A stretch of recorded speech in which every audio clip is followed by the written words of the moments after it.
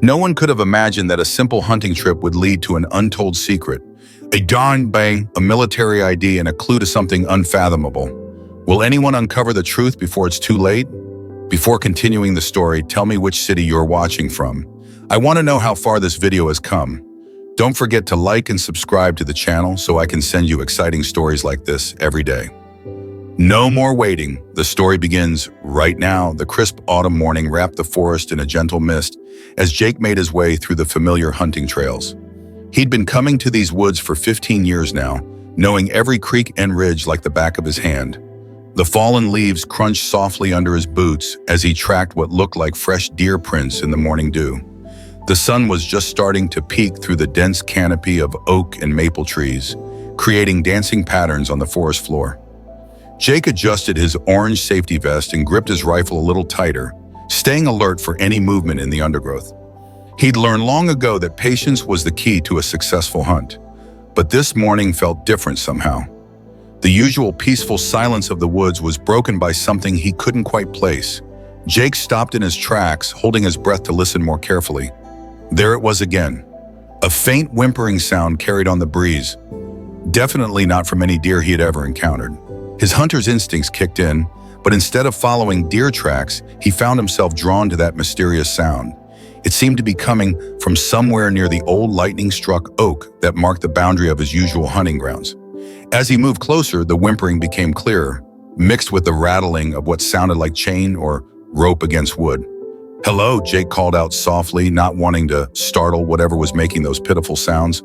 The whimpering stopped for a moment, replaced by a weak bark that made his heart skip a beat. He quickened his pace, pushing through a thick patch of brambles that caught at his clothes. When he finally reached the old oak tree, what he saw made him forget all about his morning hunt. There, tied to the massive trunk with frayed rope, was a German shepherd. The dog's ribs showed through its matted fur, and its eyes, though alert, spoke of exhaustion and hunger. Jake's throat tightened. He'd seen plenty of abandoned animals before, but something about this one felt different. The dog watched him cautiously but didn't show any signs of aggression. Jake slowly set his rifle down and held out his hand, speaking in soft, reassuring tones. "Hey there, buddy. It's okay. I'm not going to hurt you." To his surprise, the dog's tail gave a slight wag, as if it somehow knew he was there to help. As he edged closer, Jake noticed something metallic glinting around the dog's neck. His first thought was that it might be an eye tag that could help him find the owner. But as he got near enough to see it clearly, his blood ran cold. It wasn't a regular dog tag at all. It was a military identification tag, the kind he hadn't seen since his own days in service. The dog allowed him to approach, and Jake's hands trembled slightly as he reached out to examine the tag. The morning sun caught the metal, and what he read there made him sit back on his heels in shock. This wasn't just any abandoned dog. This was a trained military working dog, and the name on that tag opened up a flood of memories he thought he'd left behind years ago. Jake looked into the dog's eyes again, seeing now what he'd missed at first glance, the intelligent, trained gaze of a service animal. "Who would do this to you?" he whispered, his mind already racing with questions. The rope around the tree was tied with a specific knot, one he recognized from his military days. This wasn't some random act of abandonment. Someone with military training had left this dog here. He reached into his hunting pack for his water bottle and the beef jerky he'd packed for lunch. The dog's ears perked up at the sound of the wrapper, but it maintained its disciplined position, waiting for permission. Another clear sign of its military training. "Here you go, buddy. You must be starving," Jake said softly, holding out small pieces of jerky in his palm. As the dog ate and drank, Jake surveyed the area around the tree. There were signs of recent activity, cigarette butts that hadn't yet been rained on, boot prints that still held their shape in the soft earth. His hunter's eye for detail now served a different purpose as he pieced together the clues around him. The morning mist had begun to lift, and the forest was warming up, but Jake had completely forgotten about his planned hunt. He knew he had stumbled onto something much more important than tracking deer. As he began working to untie the rope from the tree, his mind was already forming a plan. This wasn't just about rescuing an abandoned dog anymore. The military tag had turned this into something personal. something that connected to his own past in ways he never expected when he set out that morning. The dog stood shakily as Jake finally freed it from the tree, staying close to his side as if it had found a familiar comfort in his presence. Together, they looked out into the brightening forest, both knowing that this was just the beginning of a much bigger story. Jake patted the dog's head gently, making a silent promise to unravel the mystery of how a highly trained military dog ended up tied to a tree in his hunting grounds, and, more importantly, to find out who was responsible. With trembling fingers, Jake held the military dog tag closer to his eyes, wiping away the mud that had collected around its edges. The morning sun caught the metal, making the engraved letters shine clearly. His heart nearly stopped when he read the name, Ryan Sullivan. The memories came rushing back like a flood, vivid images of hot desert days and long nights on patrol. Ryan had been more than just another soldier in their unit. He was the guy who always carried extra water for everyone else, who could somehow find humor in their toughest moments. Jake remembered clearly the day Ryan was assigned his military working dog, a young German shepherd named Ace. The bond between them had been instant and unshakable. "Ace," Jake whispered, hardly daring to believe it. The dog's ears perked up immediately, and despite its weakened state, its tail gave a slight wag of recognition. Jake sat back on his heels, overwhelmed by the revelation. This wasn't just any military dog. This was Ace, the same dog who had saved their unit from an ambush by detecting danger ahead of time. Jake reached out slowly, running his hand along Ace's neck, checking for any injuries. The dog leaned into his touch, perhaps remembering the scent of someone who had once been part of his military family. "What happened, boy? Where's Ryan?" The questions hung in the cool morning air, unanswered but heavy with concern. The last time Jake had seen Ryan and Ace was at their unit's medal ceremony 3 years ago. Ace had received a special commendation for his service, and Ryan had been beaming with pride. But after they all returned home, things had changed. Ryan had struggled to adjust to civilian life, like many of them had. The cheerful guy who always had a joke ready became quieter, more withdrawn. Jake pulled out his phone, his hand still shaking slightly as he scrolled through old contacts. He still had Ryan's number, though they hadn't spoken in over a year. The last time they talked, Ryan had mentioned moving to a cabin somewhere in these woods, saying he needed space to clear his head. Jake had offered to visit, but Ryan had politely declined, saying he wasn't ready for company. The call went straight to voicemail, Ryan's cheerful greeting from happier times playing in Jake's ear. "Hey buddy, it's me. I found Ace in the woods. Call me back as soon as you can, okay? I'm worried about you both." His voice cracked slightly as he left the message, emotion threatening to overwhelm him.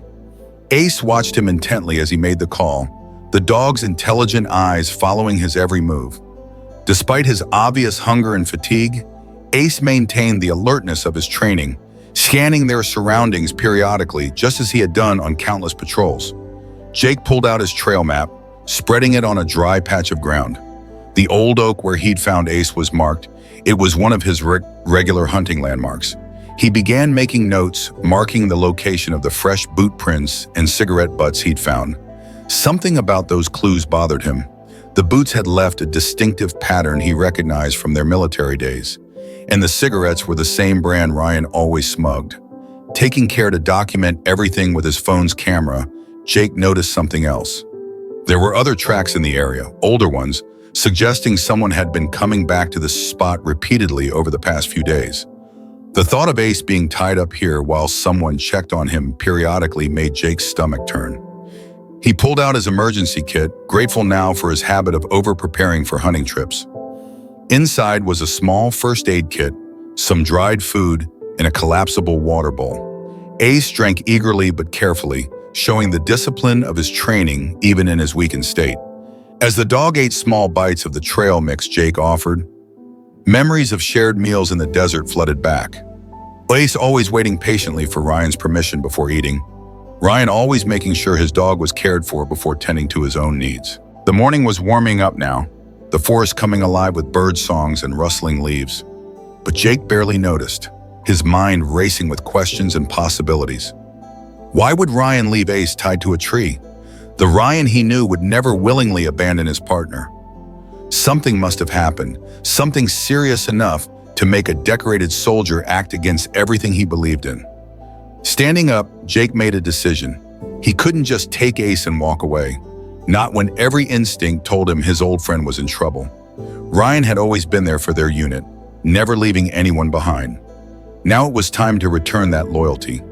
But first he needed to get Ace somewhere safe, somewhere he could recover his strength. "Come on, boy," Jake said softly, patting his leg. Ace rose shakily but obediently, falling into step beside him, just like he used to do with Ryan.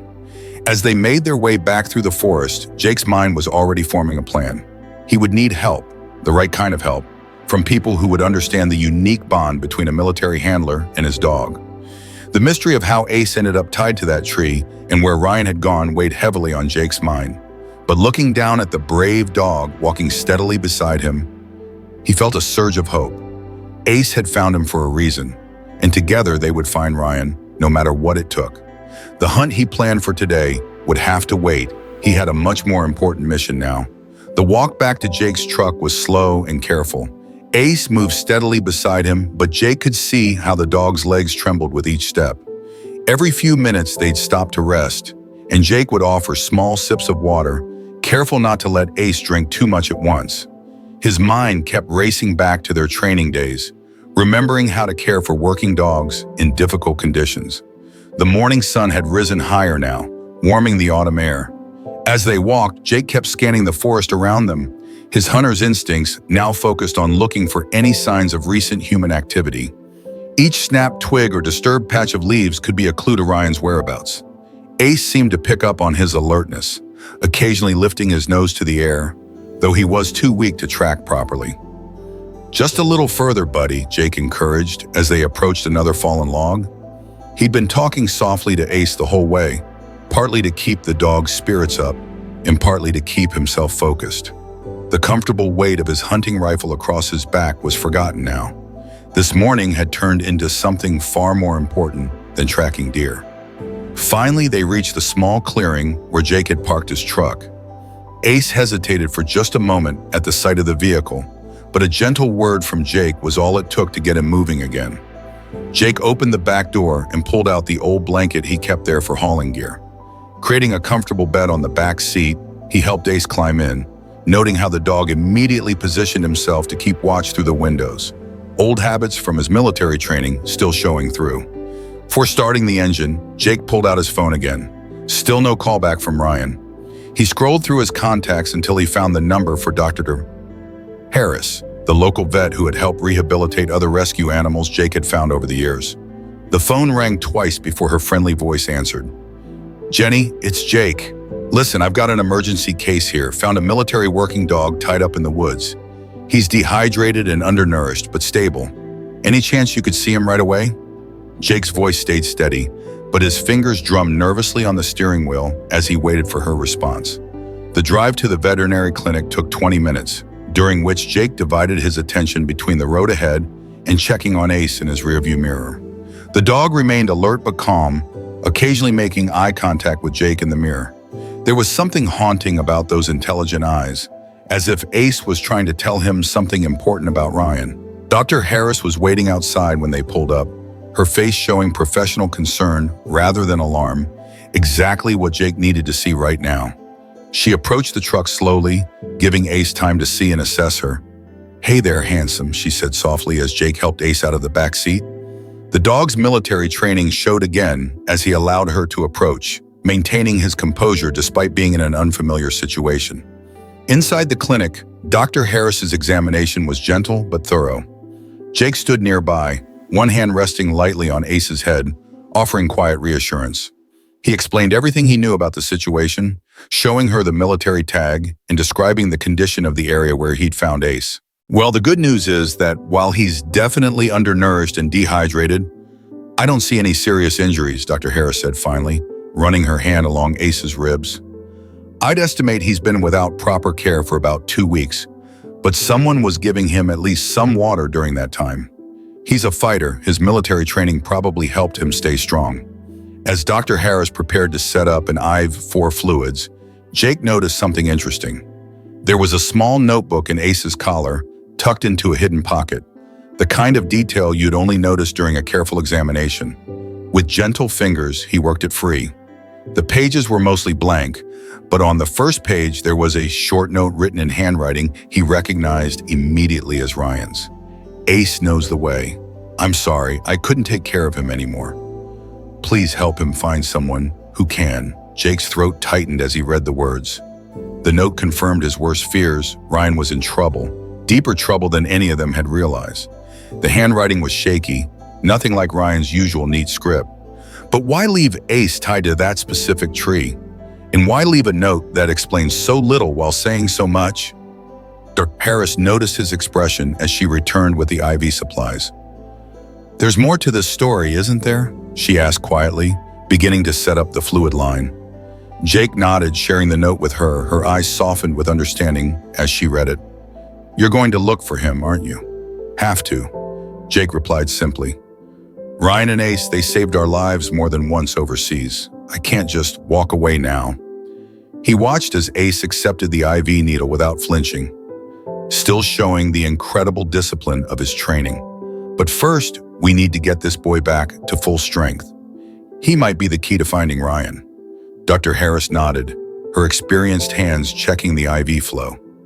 "He can stay here for observation. I'll make sure he gets the proper care and rebuilds his strength." "But Jake," she caught his eye, "whatever's going on with your friend, be careful. Someone who would leave their military dog tied to a tree, they might not be thinking clearly." Jake understood what she wasn't saying directly. He'd seen enough veterans struggle with the transition home to know that sometimes the toughest battles happen long after leaving the combat zone. As he sat down beside Ace, gently stroking the dog's head while the fluids did their work, he began to piece together a plan. He'd need help, the right kind of help, to find Ryan and understand what had led to this moment. While Ace rested at Dr. Harris's clinic, Jake sat in his truck in the parking lot, making calls. His first call was to Mark, the local sheriff who'd served in the Navy years ago. Jake knew he'd understand the significance of a military working dog being abandoned. "I know Ryan," Mark said after Jake explained the situation. "He bought old Charlie's cabin up by Cedar Creek about 6 months ago. Been pretty quiet, keeps to himself mostly. My deputies have tried to check on him a few times after some hikers reported strange noises, but he never answers the door." Jake's concern deepened. "Any idea when someone last saw him?" Local grocery store owner mentioned him coming in about 3 weeks ago. Said he seemed different. Bought a lot of dog food, but couldn't keep still. Kept looking over his shoulder. Mark paused, and Jake could hear papers rustling. "Listen, I've got his cabin's address here. But Jake, if you're heading up there, I want to send one of my deputies with you." "Thanks, but maybe that's not the best idea," Jake said carefully. "If Ryan's struggling, seeing a uniform might make things worse. Let me try first. He knows me from our service days." The sheriff was quiet for a moment. "All right, but you call me the second you find anything. And Jake, be careful. Sometimes the people we serve with come back different." After hanging up, Jake drove to the local dyer. He needed to think, and Laura's coffee had helped him solve many problems over the years. The bell above the door chimed as he walked in, and the familiar smell of coffee and pie wrapped around him like a warm blanket. "You look like you've seen a ghost," Laura said, already pouring his usual black coffee. She'd been serving veterans like him for 30 years, and she had a way of knowing when something was wrong. Jake wrapped his hands around the warm mug and told her everything. Finding Thunder, recognizing Ryan's name, the worried calls from hikers. Laura listened without interrupting, occasionally topping off his coffee. "You know," she said finally, "my late husband came back different from Vietnam. Wouldn't talk about it. Started staying up all night. The only thing that seemed to help was that old dog of his." She wiped her hands on her apron, thinking. "Ryan's been coming in here sometimes, real early when nobody else is around. Always sits in the corner booth, back to the wall. Orders the same thing, eggs and toast, but mostly just pushes it around his plate." Jake pulled out his phone and showed her the note he'd found in Ace's collar. Laura adjusted her reading glasses, frowning slightly. "Last time I saw him was maybe 2 weeks ago. He was writing in a notebook just like this one, kept apologizing to someone who wasn't there." The diner's door chimed again as a couple of regulars walked in. Laura gave Jake's shoulder a gentle pat before heading off to serve them. Jake sat there, piecing together everything he'd learned. Ryan had been struggling, that much was clear. But why leave Ace tied to that specific tree? And why leave a note that raised more questions than answers? Finishing his coffee, Jake decided his next stop would be Ryan's cabin. He needed to see where his friend had been living, look for any clues about where he might have gone. But first, he wanted to check on Ace again. Back at the vet clinic, he found Dr. Harris reviewing some test results. His blood work shows mild anemia and dehydration, but nothing we can't fix, she reported. He's responding well to the fluids. What's amazing is his temperament. Despite everything he's been through, he's still so gentle and trusting. Ace was resting on a thick blanket in one of the larger kennels. When he saw Jake, his tail thumped weakly against the floor. Dr. Harris had cleaned him up, and without the mud and tangles, Jake could see more of the proud military dog he remembered. "Hey, buddy," Jake said softly, sitting down beside the cow. Ace shifted closer to the gate, pressing his nose through the bars to touch Jake's hand. "We're going to find him, okay? We're going to figure out what happened." Art Harris watched them for a moment. "You know, dogs like Ace, they're special.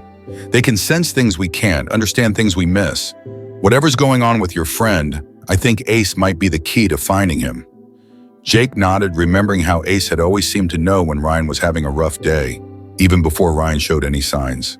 The bond between a handler and their military dog went deeper than most people could understand. "I need to check out his cabin," Jake told Dr. Harris. "Can Ace stay here a bit longer?" Of course, he needs at least another day of rest and monitoring. "But Jake," she caught his eye, "when you find Ryan, tell him there's help available. Sometimes the strongest thing a person can do is admit they need support." As Jake drove towards Cedar Creek, following Mark's directions to the cabin, his mind kept going back to their days in service. Ryan had always been the strong one, the one who held them together during the worst times. But strength could be a double-edged sword. Sometimes it made it harder to admit when things became too much to handle alone. The autumn sun was starting to sink lower in the sky as Jake turned onto the narrow dirt road leading to Ryan's cabin. He couldn't shake the feeling that time was running out, that somewhere in these woods his friend needed help, and this time it was Jake's turn to be the strong one. Ryan's cabin sat at the end of a winding dirt road, half hidden by towering pine trees. As Jake pulled up in his truck, the first thing he noticed was how quiet everything was. No smoke from the chimney, no lights in the windows, just the sound of wind in the trees and distant birds. The cabin itself was smaller than Jake had imagined, its wooden walls weathered by sun and rain. Old Charlie had built it 30 years ago, and it looked like it hadn't seen much maintenance since then. A stack of firewood lay scattered near the front door, as if someone had dropped it in a hurry. Jake approached carefully, noting details with his trained eye. Recent tire tracks in the months suggested someone had been here within the last few days. Empty food cans and water bottles filled a trash bag by the door. At least a week's worth, he guessed. The cabin's windows were covered from the inside with what looked like old maps and newspaper pages. "Ryan?" he called out, knocking on the solid wooden door. No answer. He tried again, louder this time. Only silence replied. The door wasn't locked, unusual for someone with military training. Jake's concern deepened as he slowly pushed it open. The inside of the cabin told a story that made his heart ache. Military photos covered one wall, their unit in better days, Ace receiving his service medal, Ryan and Ace on patrol. But it was the other walls that worried him. They were covered with handwritten notes, maps with circled locations, and strings connecting different points. Jake recognized it as the kind of pattern someone makes when they're trying to solve a puzzle only they can see. Empty coffee cups lit of the small table, along with a stack of unopened mail. Jake picked up one envelope, a letter from the VA hospital dated 3 weeks ago. More concerning were the scattered pill bottles, some prescribed for sleep, others for anxiety. Most were barely touched. Ace's bed lay in the corner, the blankets still neatly folded, Ryan's military precision showing even in how he cared for his dog. Beside it sat Ace's favorite toy, a worn rubber ball they'd used in training.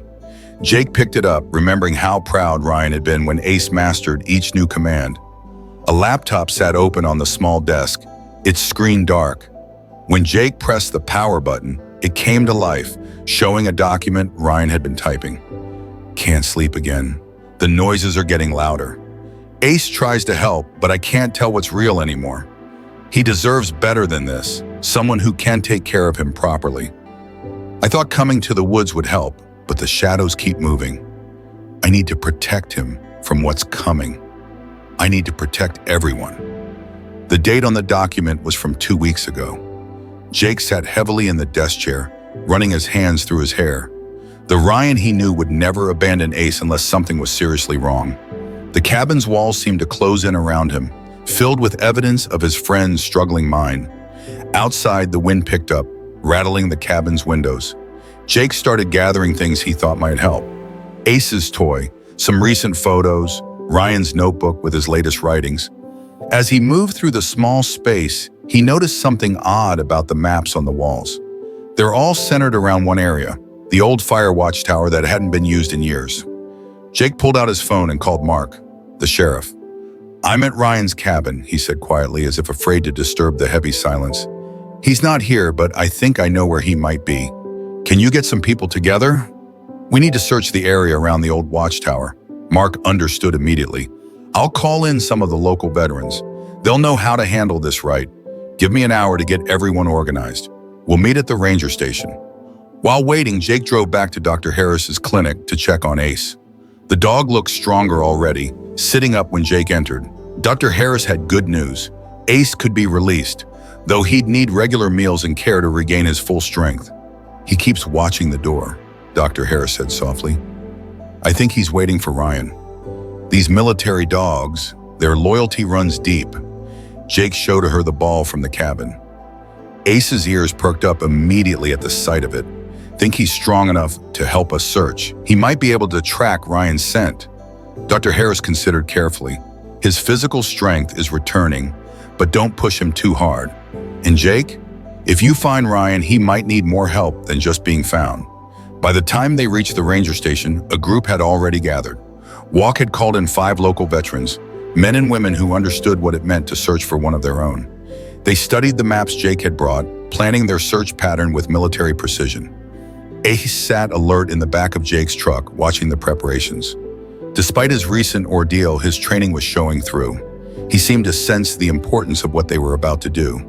As Jake held him down from the truck, Ace's nose immediately went to the ground, picking up scents on the evening breeze.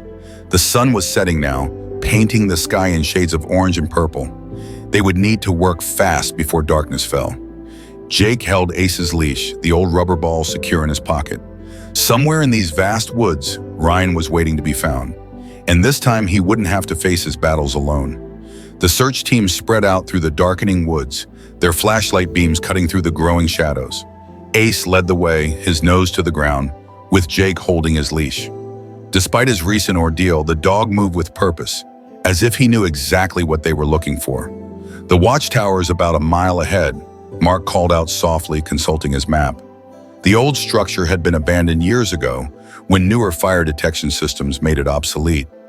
Now it stood as a silent sentinel over the forest, its metal frame reaching up through the trees like skeletal fingers against the purple evening sky. The team moved carefully, using hand signals they all remembered from their service days. Each person checked different areas: hollow trees, small caves, any place where someone might seek shelter. The woods were getting darker, and the temperature was dropping fast. Ace suddenly stopped, his ears perking forward. He let out a low whine, pulling gently but firmly in a new direction. Jake had seen this behavior before, back in their service days when Ace had detected something important. "Hold up," Jake called quietly to the others. "I think he's got something." They followed Ace off the main trail, pushing through thick underbrush. The dog's pace quickened, and Jake had to work to keep up. Then they saw it, an old hunting blind, half hidden among the trees. It wasn't much more than a wooden platform with some camouflage netting, but something about it caught Ace's attention. "Ryan?"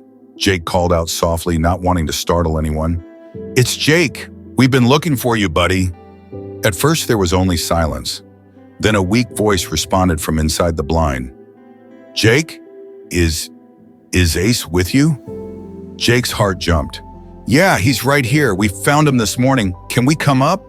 There was a long pause. "I don't know what's real anymore, Jake. The shadows, they keep moving. I thought I was protecting him, but I couldn't." I couldn't. Jake handed Ace's leash to Mark and slowly climbed the ladder to the hunting blind. The small space was littered with empty water bottles and granola bar wrappers. Ryan sat in the corner, his back against the wall, looking much older than Jake remembered. His clothes were dirty and torn, and his eyes had the haunted look of someone who hadn't slept in days. "Hey, buddy," Jake said gently, keeping his movements slow and predictable. "You've had us worried." Ryan's eyes darted around, not quite focusing on Jake. "I kept seeing things, hearing things. Ace would try to calm me down, but it got worse. I couldn't tell what was real and what wasn't. I thought if I got him away from me, he'd be safer." "Ace is fine," Jake assured him. "Dr. Harris has been taking care of him. He led us right to you." He paused, choosing his next words carefully. "You know, it's okay to need help sometimes. We all do. Remember what you used to tell us in the unit? No one fights alone." Ryan's eyes filled with tears. "I tried to be strong. I thought if I just got away from everything. Came out here to the quiet, but the noise followed me. It's all in my head, isn't it?" "Maybe," Jake said softly, "but that doesn't make it any less real to you. And it doesn't mean you have to face it by yourself." Ace whined from below and Ryan's head snapped up at the sound. Can I see him?" Jake helped Ryan to his feet. His friend was unsteady, weak from days of minimal food and sleep. Together they made their way down the ladder, the other search team members staying back to give them space. When Ace saw Ryan, the dog's whole body wiggled with joy, but he maintained his training, waiting for permission to approach. Ryan fell to his knees, and only then did Ace rush forward, covering his face with gentle licks as Ryan buried his face in the dog's fur. "I'm sorry, boy," Ryan whispered over and over. "I'm so sorry." Mark stepped forward, his voice gentle but firm. "Ryan, we've got a medical team waiting at the ranger station. They're good people, veterans themselves. They understand. Would you let them help?" Ryan looked up at the circle of faces around him, fellow veterans who had come out in the darkness to find him. Then he looked at Ace, still pressed against his side, and finally at Jake, who had never given up on him. "Yeah," he said quietly. "Yeah, I think I'm ready for some help." The walk back was slow, with Ryan leaning on Jake for support. Ace stayed close, occasionally pressing against Ryan's leg when he stumbled. The other team members formed a protective circle around them, their flashlights lighting the way through the dark woods. As they walked, Ryan spoke softly about the nightmares, the confusion, the fear of asking for help, because he thought it meant he was weak. Jake listened, remembering his own struggles after coming home, the times he'd woken up fighting invisible enemies. "You know what makes a real warrior?" Jake asked as they neared the ranger station. "Knowing when to let your team help you carry the load. You taught me that, remember?" The lights of the ranger station came into view through the trees. Medical personnel waited quietly, recognizing that this was a delicate moment. Ryan stopped, looking at the lights, then down at Ace, then at the friends who had come to find him. "I don't want to be alone anymore," he said, his voice barely a whisper. "You never were," Jake replied, feeling Ace's tail brush against his leg. "And you never will be." 1 year had passed since that night in the woods. The water now was crisp and clear as Jake walked along the familiar hunting trail. But this time he wasn't looking for deer. Ace trotted beside him, his coat now glossy and healthy, his step confident and strong. Behind them, Ryan followed, looking like a different person from the man they'd found in that hunting blind. The past year hadn't been easy. After that night, Ryan had spent 3 months at a VA treatment center that specialized in PTSD and animal-assisted therapy. The doctors there understood what he was going through. Many of them were veterans themselves. They helped him understand that asking for help wasn't a sign of weakness, but a sign of courage. Ace had been a crucial part of Ryan's recovery. Dr. Harris had cared for the dog during the first month, helping him regain his strength. Then, as Ryan's treatment progressed, Ace started visiting him at the center. Those visits became a bridge between Ryan's darkest moments and his path to healing. "You know what the hardest part was?" Ryan said, pausing to watch a squirrel scamper up a nearby tree. "Admitting that I couldn't handle it alone. All those years in service were trained to be tough to push through, but sometimes being tough means knowing when you need backup." Jake nodded, remembering the changes he'd seen in his friend over the past year. The haunted look in Ryan's eyes had been replaced by something calmer, more grounded. He still had tough days, they all did, but now he had tools to handle them, and people he could turn to when the shadows got too dark. Ace stopped suddenly, his nose working the air. His tail started wagging as they approached the old oak tree where Jake had found him that morning a year ago. Ryan walked up to the tree, running his hand over its rough bark. "I was so lost that day," he said quietly. "Thought I was protecting him by sending him away. Never occurred to me that he'd end up protecting me instead." The tree had become a kind of milestone for them. Every few weeks they'd walk this trail together, marking their progress, remembering how far they'd come. The rope marks on the bark had long since faded, but the memory of that day remained, not as a wound anymore, but as a turning point. "Laura at the diner asks about you too all the time," Jake said, smiling as Ace pressed against Ryan's leg. "She says you're ordering more than just eggs these days." Ryan laughed, a sound that had once been rare but was becoming more common. "Well, her apple pie is pretty hard to resist. Besides, it's nice having a place where everybody knows your story and nobody judges you for it." The local community had rallied around Ryan in ways he never expected. Mark, the sheriff, had helped him find a job at the ranger station, where his military experience and knowledge of the woods proved valuable. Dr. Harris had become a good friend, always ready with advice about Ace's care and a willing eater when Ryan needed to talk. They walked on, the afternoon sun filtering through the leaves above them. Ace moved between them, occasionally stopping to investigate interesting scents. The dog's military training was still evident in his bearing, but now it was balanced with a contentment that came from being with people he trusted. "Sometimes I still hear the sounds," Ryan admitted, ducking under a low-hanging branch.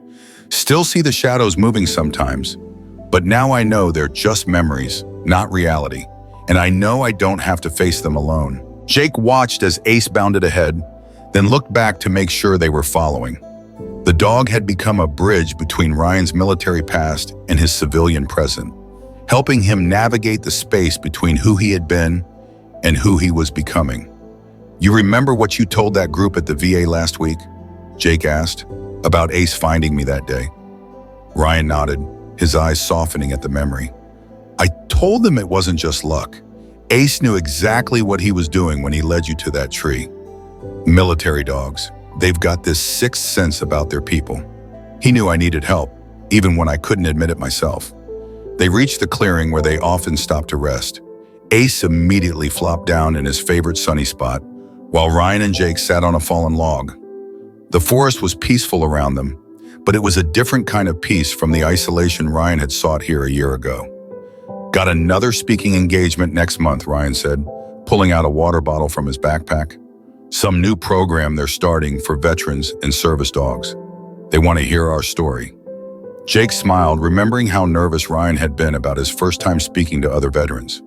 Now he was becoming known for his talks about PTSD, recovery, and the special bond between handlers and their military dogs.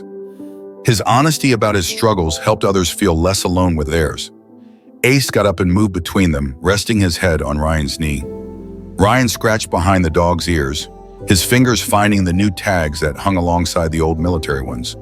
Proof of Ace's official status as a service dog, helping Ryan navigate civilian life just as he had once helped him navigate war zones. "You know what I tell people now?" Ryan said, watching the sun begin its descent toward the horizon. "I tell them that sometimes the bravest thing a soldier can do is admit they're not okay, and that true strength isn't about standing alone. It's about letting others stand with you." As they started their walk back, Ace led the way, his tail held high. Today's story has taken us through a journey of deep emotions, unveiling secrets that had never been told, and offering a meaningful return.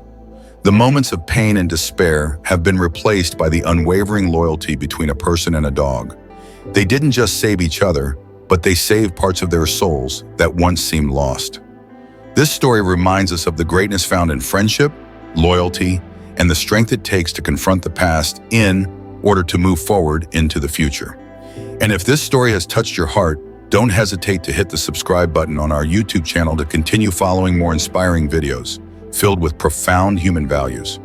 Join us on this journey as we explore this amazing world, where stories not only entertain, but also uplift and motivate us all.